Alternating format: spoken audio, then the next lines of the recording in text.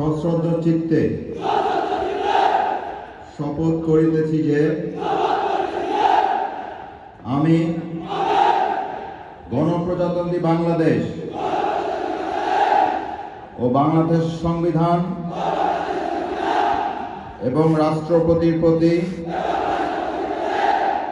অকৃত্রিম বিশ্বস্ততা ও আনুগত্য পোষণ করিব। আমি আমার অপরিহার্য কর্তব্য মনে করিয়া আমার উপর ন্যস্ত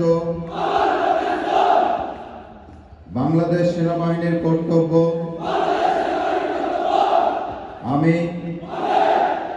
সততা ও বিশ্বস্ততার সহিত পালন করিব